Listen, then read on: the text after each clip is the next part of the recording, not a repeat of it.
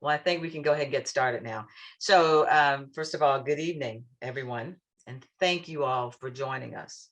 My name is Kathy Waller, and I am a University of Rochester graduate, class of 1980 and 1983, graduate of the Simon School. And I'm currently on the board of trustees for the university. Tonight's conversation is the continuation of the work that Jerry Gardner, who's a class of 1958 and 1965, and also a life trustee for the college, Carl Grant, class of 1990 and current Atlanta alumni network leader, and I began in 2020 to provide information to our Atlanta alumni about the various racial and social justice issues in our community and the outstanding organizations that are in place to address those issues and provide support to our community. Tonight, we are extremely happy to welcome Jill Savitt, President and CEO of the National Center for Civil and Human Rights, located here in Atlanta. So Ms. Savitt is a human rights advocate who has been working in this space for 20 plus years. She joined the National Center for Civil and Human Rights in March of 2019, although she's been engaged with the center since 2010 when it was just a concept. She actually curated the center's exhibit on global human rights before it opened in June of 2014. Ms. Savitt has particular expertise in genocide and atrocity prevention and worked as a senior advisor at the U.S. Holocaust Memorial Museum in Washington, D.C., prior to joining the center in Atlanta. In 2007, she founded and directed Dream for Darfur, an advocacy campaign that is recognized for influencing the Chinese government to change its policies on Sudan leading up to the 2008 Beijing Olympics. From 2001 to 2007, she was the director of campaigns at Human Rights First and recruited retired military leaders to bring U.S. policies on torture and interrogation into compliance with U.S. and international law. Ms. Savitt taught a course on human rights advocacy at Columbia University's School of International and Public Affairs, and she started her illustrious career as a reporter for WAMU, the NPR affiliate in Washington, D.C. She's a graduate of Yale University, and she's a member of the Council on Foreign Relations, which is a nonprofit think tank specializing in U.S. foreign policy and international affairs. Ms. Savitt is truly an expert in every sense of the word on human rights advocacy. We are very fortunate to have her with us this evening. So welcome, Jill. Thank you, Cassie. Thank you for that introduction, and good evening, everyone. I'm just delighted to be here with all of you. So tonight we're going to be a Q&A format. So I'm going to get started with my first question. And that's going to be around trying to get an understanding about the National Center for Civil and Human Rights. So to prepare for this discussion, I looked up the definition of civil rights and human rights. So one definition of civil rights is guarantees of equal social opportunities and protection under the law, regardless of race, religion, or other characteristics. And examples include the right to vote, to a fair trial, to government services, and to public education. And then a definition for human rights is the basic rights and freedoms that belong to every person in the world from birth to death. They apply regardless of where you're from, what you believe, or how you choose to live your life. Now, these are wonderful ideals, but what is it? What's the actual work of a National Center for Civil and Human Rights? So civil and human rights are enshrined in a whole bunch of documents, international documents, and then in national law as well. And the main thrust of them is non-discrimination, that you can't discriminate against anybody for any aspect of their identity. Those are really your civil and political rights. And then human rights extend to other rights that belong to every human being, but you need your government to provide you, like access to healthcare and education and social safety net for old age and the right to have a cultural life. So those are more extensive. And to have your human rights enjoyed or exercised, you need to use your civil and political rights to elect people to enforce them. So we are not an advocacy organization. We're a museum and cultural institution. we tell the story of the civil rights movement of the 1950s and 60s, and then we connect that story to the global struggle that goes on today for human rights around the world. And then we have a gem in our museum, which is the papers and personal artifacts of Dr. Martin Luther King Jr. And we're the only place, if you're not a scholar, where they're on permanent display. And what we do is educate people with a particular thrust toward helping people tap their own power to change the world around them. That's what happened during the civil rights movement. And so we tell the story really from a human perspective of the individuals, Dr. King, of course, but so many other people who assigned themselves to get involved. And then we do the same thing in the contemporary gallery about people everywhere in Russia, in Mexico, in the Democratic Republic of Congo, in the United States, people who saw a problem and then worked with other people and did a bunch of things, organized, did media, a whole bunch of techniques and strategies that you see in the civil rights movement of the 50s and 60s to change the world around them. And so that's our role. We have a lot of programs outside our exhibitions that keep people educated. But one of the main things we do is show the relevance of history to today. We didn't arrive here out of nowhere. The past is prologue. And so to understand the current moment that we're in, you kind of need to understand the history of how we got here.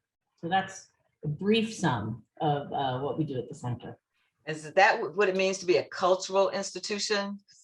Yeah, so the cultural institution part is we have book talks and film screenings and story times for kids that talk about different rights issues in developmentally appropriate ways. We do programs online. We have a human rights education program for law enforcement. We do DEI experiences, diversity, equity, and inclusion experiences for workplaces that are struggling to have cultures that are inclusive and staffs and boards that are diverse and equitable. So we have a range of things we do outside our building that are about, again, helping people find their own power to make progress on rights issues. Okay, excellent.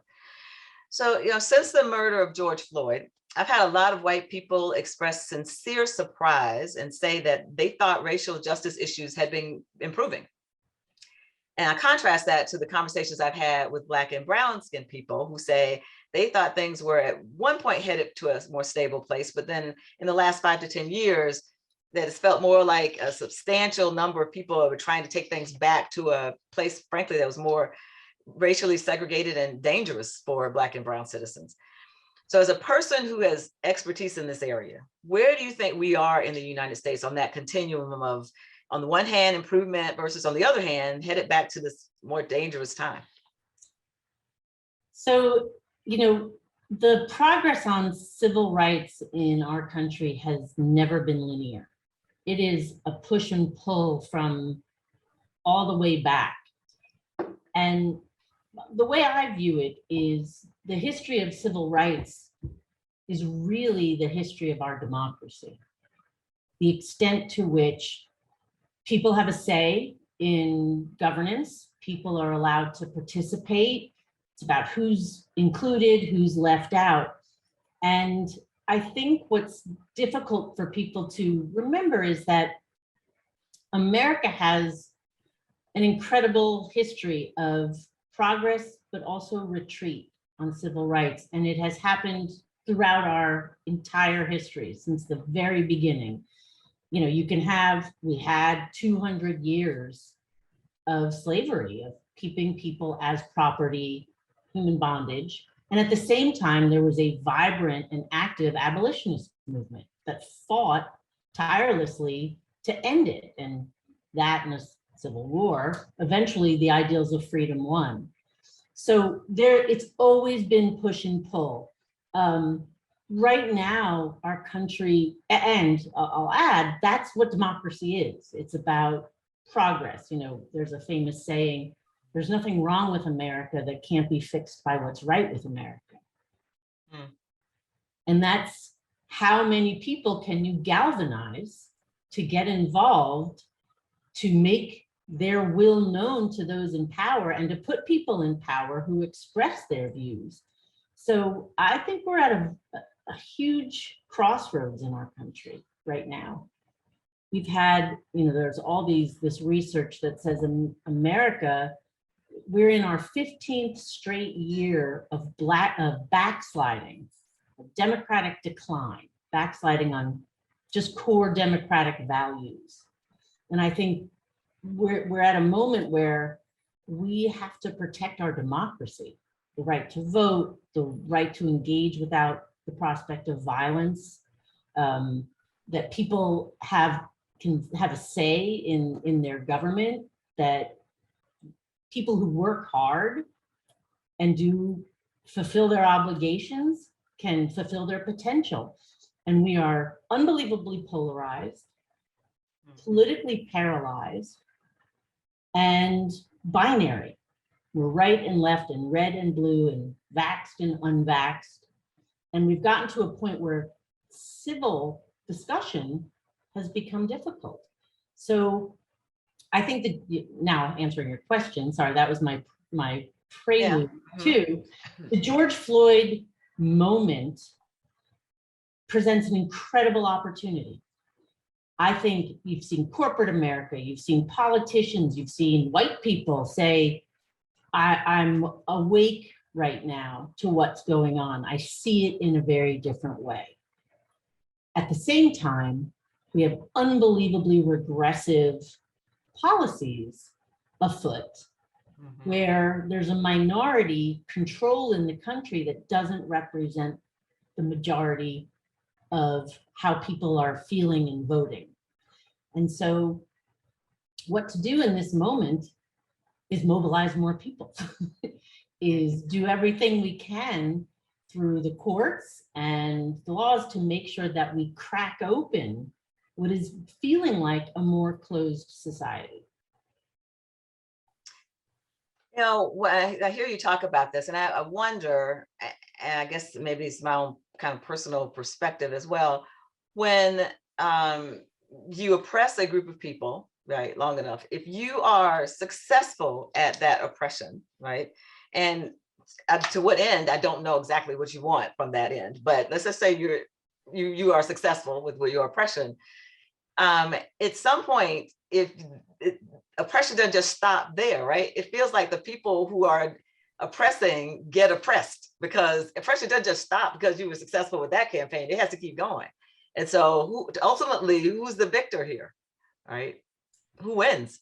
I mean, I think we live in a time where people don't see, it's very us, them. It's zero-sum game.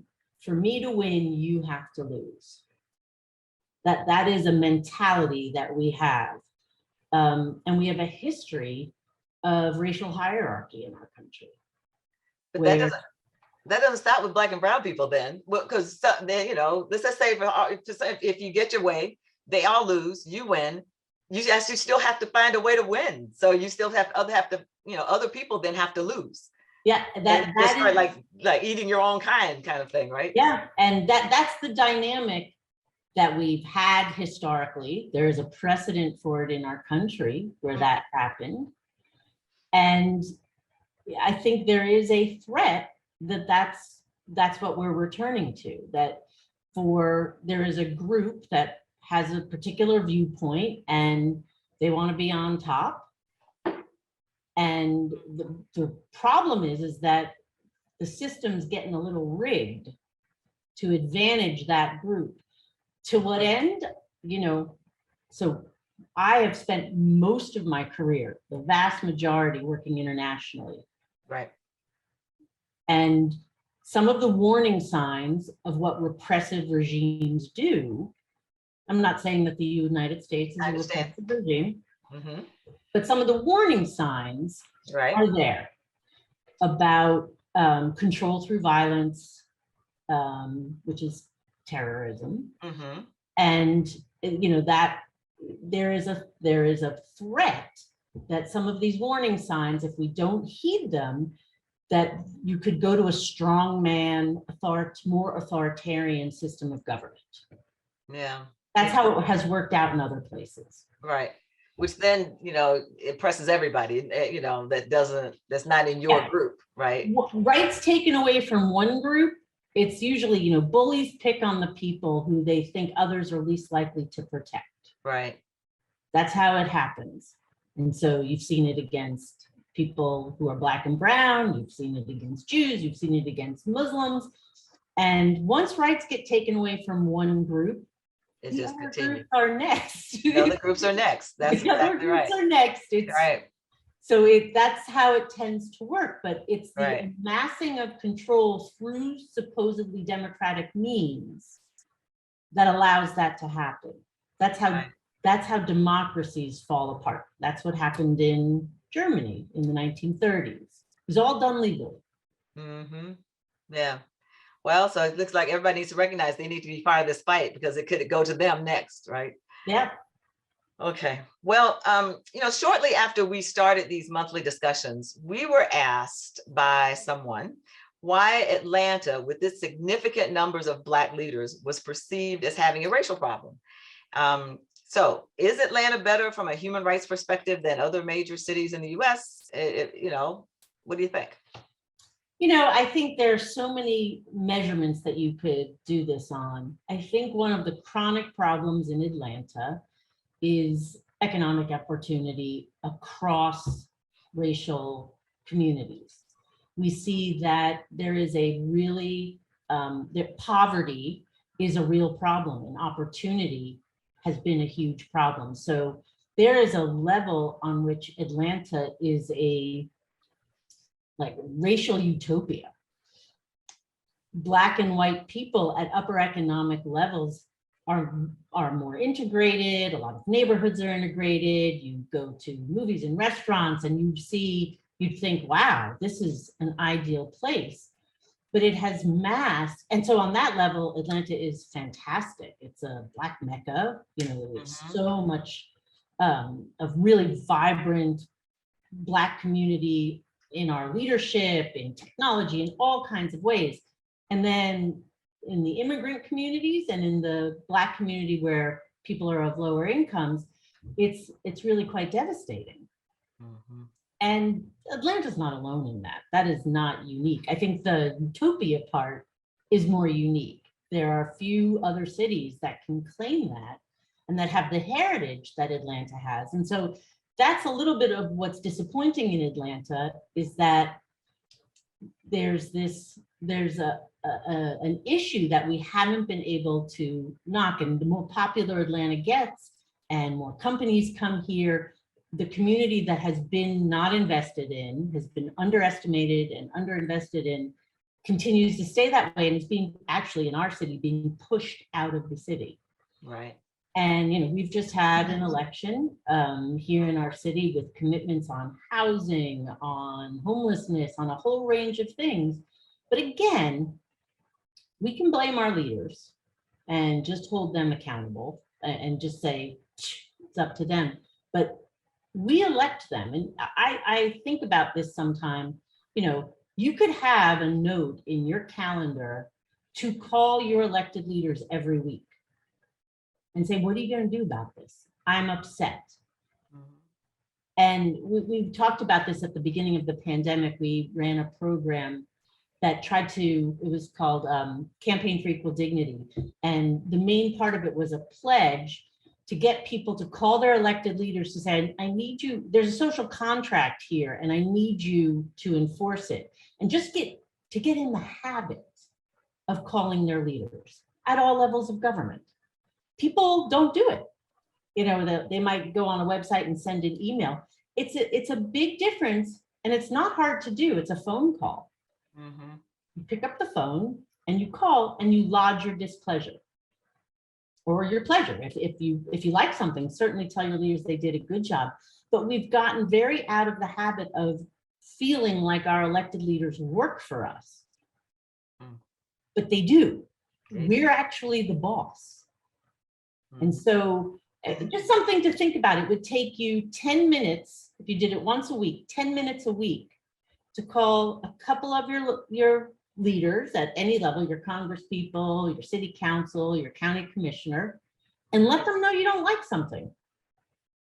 And if you told 10 friends to do it, that's annoying for that office to get those 10 phone calls. It wouldn't take much to register. Then you could do it every day. You know, if there, Right. that's how it works. And I think we've fallen out of the civic practice of telling our leaders what we want from them. Yeah, it's interesting. Yeah, I guess that is our civic responsibility, but we don't do that. You're right. Even we don't even you know, people send us and ask us to write to them, right? And we don't even have to do that. So Yeah, and they make it easy, like just click right, here. exactly. And we don't do that either. Yeah. So it's, I mean, I think you have to keep your powder dry, and Right. if you just do it willy-nilly, but doing it and getting 10 or 20, or we have 21 participants on this call, we could make us think about something tomorrow that bothers us. If we all made a call, it would get someone's attention. Yeah, it would certainly do that. Oh. So speaking of the various voting laws that have been enacted or under consideration across the country, do you have a perspective on kind of where we are around voting? Because that was one part of my definition of, you know, our rights. So yeah, the vote is the most sacred one. Yeah. That is, you know, that is your passport to citizenship. And what's happening now is that legislatures in a lot of states are restricting people's access. The right to vote should be free and unfettered. That way, everybody gets to participate. It's the one place where it doesn't matter how much money you have or what community you come from, everyone gets one vote. And I think we've seen incredible turnout in certain races and in certain cases. People can get to the polls, but the system it's getting rigged. It really is getting rigged on a number of levels. It's getting rigged with all kinds of restrictions. It's getting rigged by a fallacy that's being generated that there's fraud within the system. It's not true. There's not fraud in the system. We've had it checked and rechecked. Gerrymandering is a huge problem, that districts are being drawn, you know, it's gerrymander came from salamander, because the original district that the governor of Massachusetts designed looked like a salamander, not a square, regular old. So, you know, it's called cracking and packing. You crack open a district to have it to, you know, what's the line that voters choose elected leaders. Elected leaders don't choose their voters. The gerrymandering allows politicians to choose who is in their district and who will vote for them. So packing is you put all the Latinos in one place so they only get one representative rather than what. So there's gerrymandering, there's restricting the vote, and there's money in politics. Right. Wow. So, and there's legislation in Congress, the John Lewis Act, and others that are trying to reanimate fundamental civil rights values around voting. And so people should really be monitoring those and letting their elected leaders know that they want to see those get voted on and passed. So I recently heard Brad Raffensperger speak about the new voting law in Georgia. He said very clearly there was no fraud, very clearly, but yet he, you know, was very supportive of this new law. And one of the things he said was, well, you know, one of the things is that we are asking people for absentee ballot to provide a driver's license number so that we can match them, right? And so, and you know, that's no different from if you would go to a poll, you'd have to provide a driver's license or some form of ID. So I thought about all the people who are legitimately good people who have the right to vote, who may not have a driver's license, right? Is that something I should be worried about? I mean, is that legitimate concern? Okay. Yeah, that's something you should call about. Now, there are some who say, okay, ID checks, I understand. I mean, it is the one that is most, people, just common sense would say, well, that makes sense. Everyone should identify, they should prove who they are. You know, that's part of the strategy, is to seem reasonable. Like, we just want to make sure that this system has integrity. Well, we already know it has integrity. You just told us it has integrity. Ain't Right. broke. You don't need to fix it. Right, there's nothing to fix. And so it's the strategy is to restrict the number of people who vote, to make it, can't get off work, the lines are too long, dissuade people however you can. It doesn't matter because it's fraudulent, you know. So I think the right to vote is the one we all need to pay the most attention to and talk to everybody about and make the biggest ruckus about. So in the chat, we have a question. So it says, New York City is about to pass a law to allow legal non-citizens to vote in local elections, not Congress, president, state positions. Is this a good idea? I think people who pay taxes in our country and contribute to our overall economy and social system and civil life should be able to vote, should be able to have a say in the laws that affect them. Fair. So while we're on the subject of the voting law in Georgia, we received a question. Why would sports teams and businesses simply withdraw from doing business, playing in Atlanta as a solution to issues of racism? Is this not punitive, and that, you know, they're failing to see the big picture and not working towards positive change? Yeah, I think it's a complicated one. So I guess this is about Major League Baseball pulling the All-Star game, Yeah, or anything along those lines. right. I think those are legitimate tactics if they're not just performative. So you can't just do that and then nothing else. Got it. I think, if you want to make a difference. So if you want to, you know, a lot of leaders in Georgia would be persuaded by the loss of revenue from a major sporting event like that. And so Major League Baseball, I think, is a legitimate tactic if you're really interested in voting rights, to say, we're not going to come to your state until you change that law. But if you don't follow through, or if you don't get others to join you, it's really just, you could come off as being perceived as just doing that for your own reputation and not being really interested in the issue at hand. You can't, social change does not work with a magic wand or one gesture. That's what we teach in our museum. We tell the story of what it took to get the Voting Rights Act of 1965 passed. Mm-hmm. And it wasn't just that King made a speech, I have a dream, on the mall.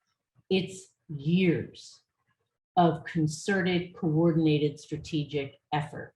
And so if Major League Baseball was sincerely concerned about voting rights in states, in Georgia, just pulling out and leaving, but taking no other action, not allying with anybody, not getting other businesses to join, it's not actually going to achieve the result you want. And it could end up seeming like you did it to avoid controversy yourself, rather than actually trying to make a difference on the issue. Mm-hmm. Understood. So we have a question that says, some argue illegals are voting, immigration laws need changing. Do you see that happening? Illegals are voting, immigration laws need changing. Do you see that happening? I think all these audits and all these studies, well, first, I don't, that term, no one is illegal. Illegal, right? Yeah, right. no one is illegal. Mm-hmm. If people who are here and don't have documentation for their citizenship, they can't vote. In most places, unless there's a law that says otherwise, they aren't allowed to vote. Mm-hmm. I think we've seen that our immigration laws are punitive. And I think Biden President Biden has followed the path of President Trump in many ways in terms of what's happening on our border. And because our politics are so paralyzed, we have been unable to craft some sort of solution to deal with people who are coming here. If they are fleeing persecution, they have the right to asylum. That's law. And so you need a process, and you need to be able to handle people coming who are fleeing for their lives and safety. That is an international human rights standard that the United States has been a leader on historically. But because it is so wrapped up in incendiary politics, becomes a political football and not a lot gets done. Okay. Anything you can suggest to make sure that every single eligible person votes? We've got an election coming up in 2022, so it's pretty important. Well, I think there are early voting. In many places there are absentee voting. There's voting on voting day at the polls. So I think one of the things that people have learned is everyone has to have a plan. You put it in your calendar, this is when I'm going to go vote, and you should be ready to spend the time so you don't leave, you don't get tired and leave, and bring something to eat and drink if you need to, and to get more people to vote. I have a brother who's not at all political and got kind of fired up, and this year in his town, he lives in Connecticut, he decided he would drive people to the polls. Oh, well. Yeah, I mean, really, he owns ice cream shops, my brother. So just totally not into it, but he was very upset with some of the discussion and the level of the debate. And so he went to a home that for elderly people who didn't have rides, and he just went back and forth. He has just a sedan, and he drove 3 people. They voted. He drove them back. He drove 3 more people. Wow. So, and he felt unbelievably empowered by that. I was kind of surprised at his level of pride at having done it. And I think he brought about a dozen people to the polls. So it didn't take him that long, and he did it, but he realized he found an organization that was doing that, and he signed up and he did it. And I think we have fallen into a little bit of a lull about really, you don't have to go be Dr. Martin Luther King. That's a big one. Yeah. But there are things you can do. And there are so many great NGOs, nonprofits out there who are providing these kinds of opportunities, especially around voting. And it just takes putting it on your to-do list. Mm-hmm. And making a choice that you're gonna be alert to these opportunities, and then you're gonna do them.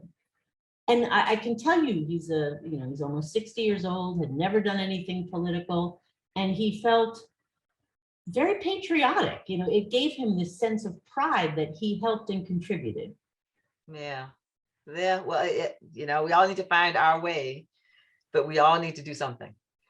Because it does seem like the times they are changing, and not necessarily changing in a way that fosters greater understanding for one another. So I heard that since October the 1st, 27 states have introduced legislation to ban race-based education from their children's curriculum. Yeah, I heard lots of reasons for it, but is there some legitimacy to the concern that teaching kids about the truths of the past will cause them to feel guilt or shame or harm them in some way? I think I've heard that this is going to make white kids feel bad. Yeah. When they learn about slavery. And I think my response to that is white kids should feel bad, but not because they're white, but because they're human. Right. And something bad happened. Yeah. Yeah, something really bad happened. Mm-hmm. And it's part of our history.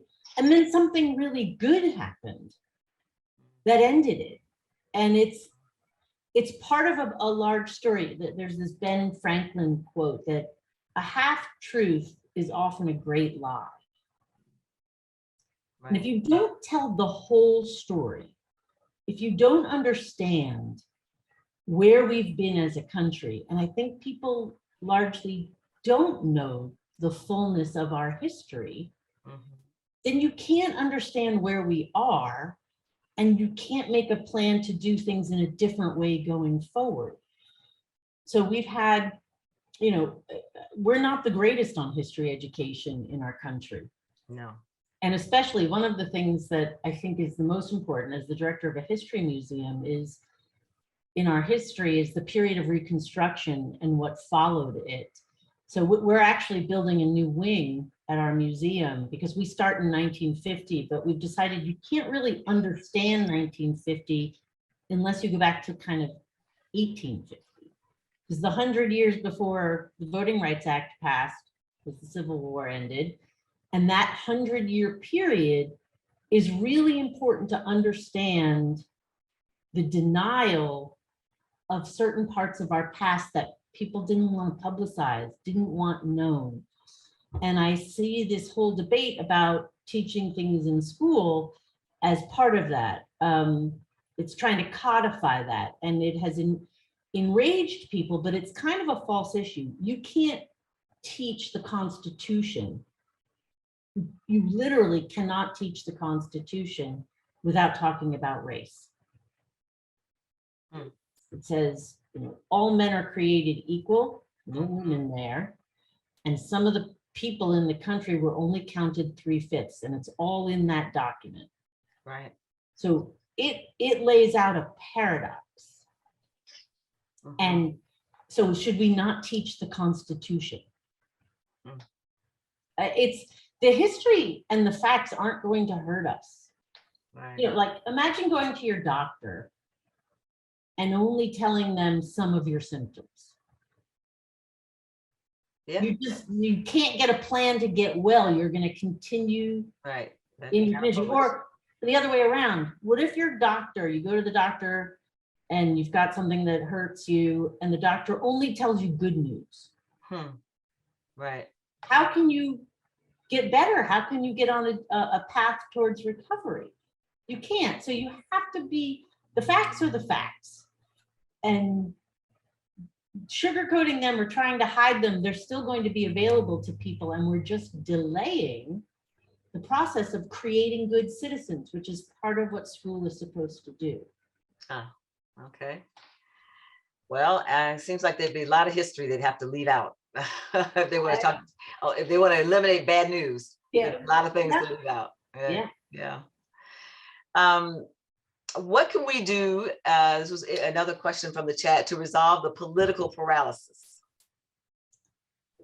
So again, I think we have become a country where the far sides of politics, the far left and the far right, have stormed the stage and taken the microphones and are the ones doing most of the talking. But I believe that there is a bigger group in the middle. And that bigger group in the middle, more reasonable, cooler heads, don't want a coarsened political life. And so that group needs to activate in a very responsible way, which I think that group is. I mean, right now, everyone is kind of hiding under the table. It's the decibel level is so loud. It's, people don't just disagree, they hate.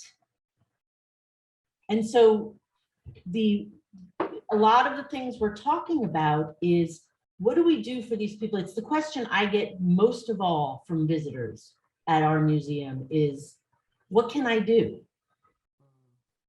And so I think that's one of the ways we need to focus.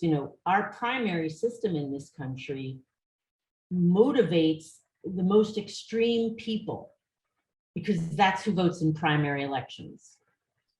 The totally committed. So you've got candidates who are kind of out there because they appeal to the people who are rabid. This is left and right. And so what we need to do is flood the zone. You've got to get people to care about politics earlier. You've got to get people involved to not allow the fringe to dominate, because there is a group in the middle that wants to be thoughtful, that wants to have a reasoned debate, that wants answers and solutions. And so the way our system is constructed, there are a bunch of rules. And if we follow the rules and are really creative and smart about energizing each other, we can find people who reflect our political will. But right now, how it's run is that the most extreme voices get to dominate, and technology fuels the fire by the tenor and the level of debate and what gets people's attention in terms of sensational news. I mean, policy work can be a little boring. It's not uninteresting, but you have to work at it a little bit to really understand different options being presented. And I think more people have to get engaged in that. And it's a commitment. Okay. It is a commitment, and the right kind of commitment, but it's a commitment we should all be making. So someone asked, the group in the middle, did they not have their voices heard in elections in Virginia and New Jersey? I don't know. I don't understand the question. So what happened in both Virginia and New Jersey, so New Jersey was a squeaker for someone who they thought, a Democrat who they thought was going to win by a huge margin, got in just a little, not by much. Right. And then in Virginia, a Republican beat a Democrat. And also there had been historically more Democratic candidates winning in Virginia. Right.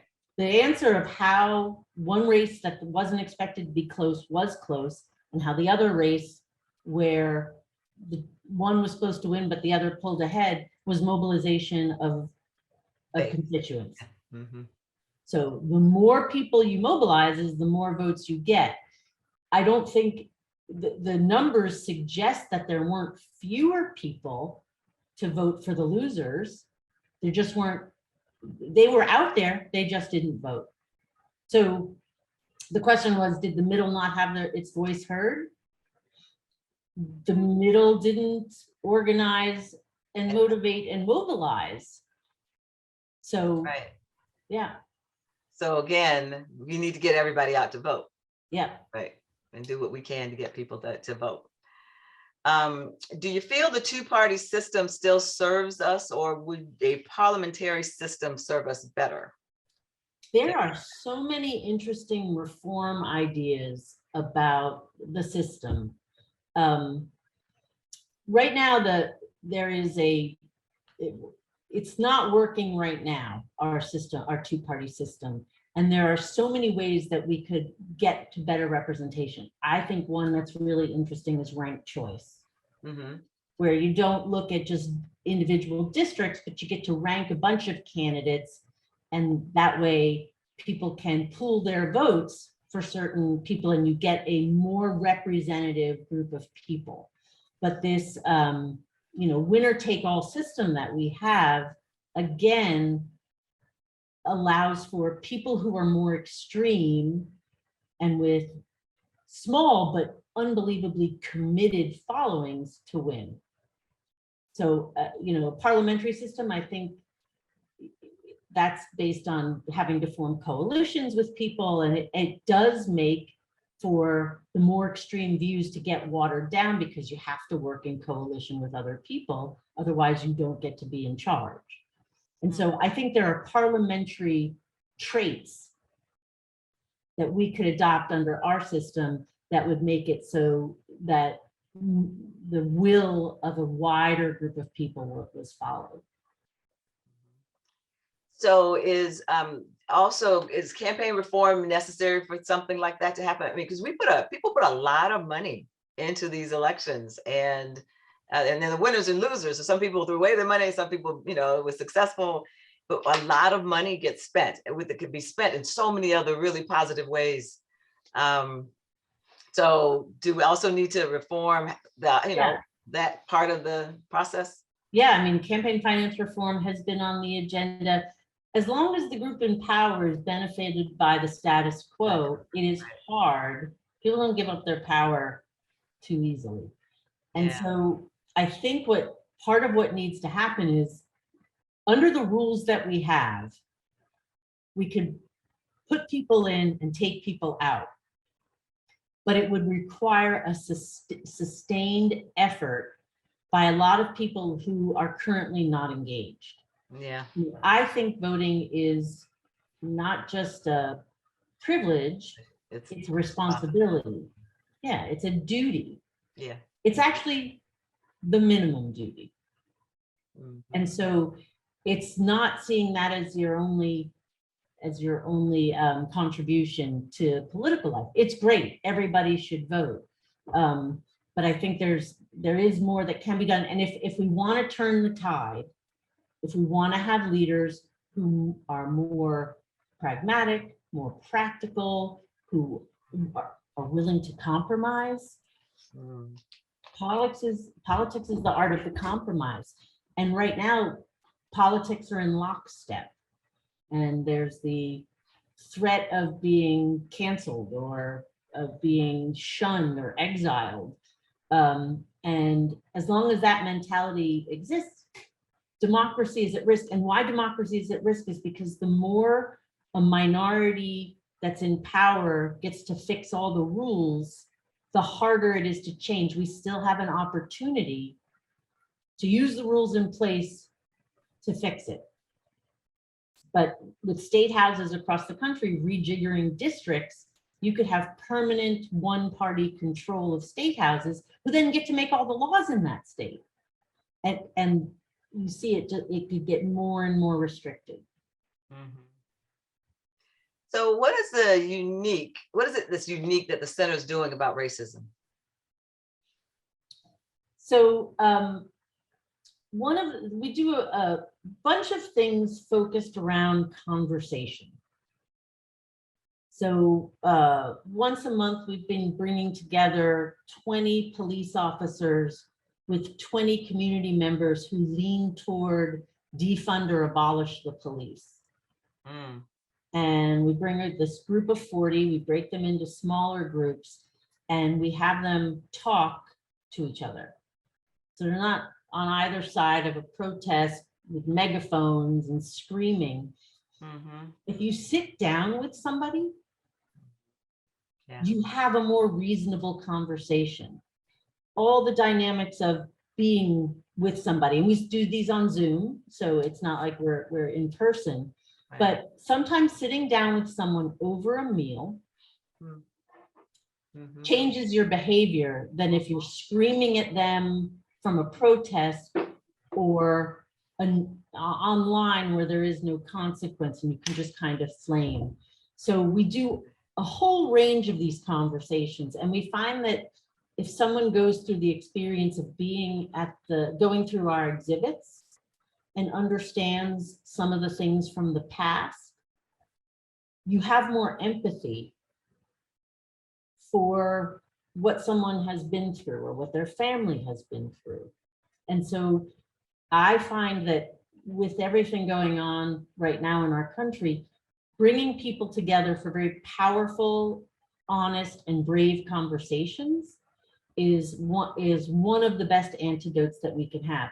And we do that at our place, and we work with groups that do this on a wider scale. There's a fantastic group called Inclusive. They used to be called Civic Dinners. Okay. And if you go to their website, they're partners of ours, Okay. they provide you with questions to organize a group of people to talk about together. And they do it, they're neutrally written, and they give you prompts to simulate a discussion about issues related. Some of them are not about race, but a lot of them are about race. And so I think that's one of the key things that we do that we're finding great progress with. We also have a whole education program, so we're teaching history in schools and trying to get people to see the importance of engaging in civic life. We do trainings on activism. Mm-hmm. A lot of, especially younger people today, believe that a hashtag is advocacy. Yeah. And when we teach this, we say, imagine doing what Dr. King and others did without the internet, Mm, yeah. galvanizing so many people. So there are all these tactics and techniques that you could do, but technology has become this crutch. So advocacy training, history education, and conversation, I would say, are three of the most important things we do. Okay. So we had a question: what are the top 3 most important feasible anti-racist policy changes for which we should advocate? Well, making sure the vote is not restricted is number one. Other policy changes are, it depends on in what jurisdiction. Is it your city? Is it your state? Are you thinking at the federal level? I think in terms of reinvestment is making sure that every community has the opportunity to succeed. Right now we have some communities where people are hungry. People are not able to work one job and feed their family. So looking at what it would take to have a reinvestment strategy in communities, that's another one. And then I would say equity in education is a top priority in terms of anti-racism, in making sure that every child has the opportunity to succeed in school, and focusing in on equity in education. I think that there's huge progress on anti-racism by focusing on education. Right. So there's a very insistent person who wants to understand what's restrictive in the law, in the Georgia voting law. And I just feel like that's going to take a lot of time to answer that question. Yeah, there are Fair Fight, New Georgia Project, they can break down the law Ethics, right, for you. Yeah. right. So we can refer them to one of those websites to be able to get that answer. Thank you. So in the last few minutes that we have, are there any reflections, anything you want to leave this group with? Yeah, I would say the thing that keeps me up at night on all of these topics is we have constituencies for various issues, like African-American and civil rights for African-Americans, immigration and immigrant rights, women and what's going on with women, LGBTQ, and all of those are great. All of those are things that if you care about those issues, if you have passion about homelessness, definitely work on it. But there really isn't a large constituency for the idea of democracy.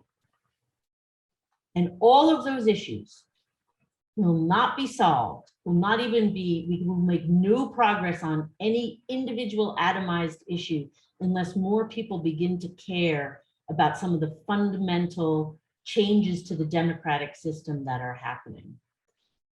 And so I think we have to start thinking about our system of government and protecting it and looking at it through that lens. It's not as emotional for some people as the immediate harm that's happening to groups that are targeted, but there's a real concern that something fundamental could shift in our country in terms of democratic practice. And the health of that needs to be paramount. And even before the past few years, there was already changes based on economic inequality and who gets a larger say in politics by who has more money. So we have to fix the system, maybe not back to where it just was, but how do we want our democracy to function? And I don't think enough people are thinking hard about that as a primary issue. None of the others will get addressed if we don't prioritize that one. So we need to focus on prioritizing, making sure, well, that we want a democracy. Assuming we want a democracy, then what are we willing to do to fight to make sure we have a democracy? Yeah, and talking about that, what is the democracy that we want? What kind of power do we want our leaders to have? What in the system is so important to us to keep it fair? Right. I think that's an interesting conversation and an important one. Not just about the past, the Constitution's important, but right, what do we want today? What do we want I'm today? assuming, yeah. That'd be a great future program to look at the health of our democracy on a range of issues and what's being done to either dismantle it or strengthen it. Right. Wow. So Jill, thank you very much for being with us this evening. I cannot tell you, I have thoroughly enjoyed our conversation from the chat. I can see others did as well. I learned a lot, and I really, really, truly appreciate the opportunity to spend some time with you this evening. Thank you so much, Kathy. I also want to thank all of you all for joining us this evening. We did not get a chance to ask all the questions, so all your questions did not get answered. Hopefully you can go to the Center for Civil and Human Rights and get more answers to your questions. That would be awesome for you to visit the center. It's a wonderful resource that we have right here that we have in Atlanta. So, and please join us for our next discussion, which is going to be on Wednesday, January 26th. Our guest will be Tina Fernandez, the Executive Director of Achieve Atlanta. And that is an organization whose mission is to dramatically increase the number of Atlanta public school students who complete high school and continue on to get a college degree. So a wonderful, incredible mission on her behalf. So again, Jill, thank you very much for your time this evening. Thank you all for joining us. And we hope to see you at another event. And in the meantime, all of you all, I wish you a very happy holiday. Thank you.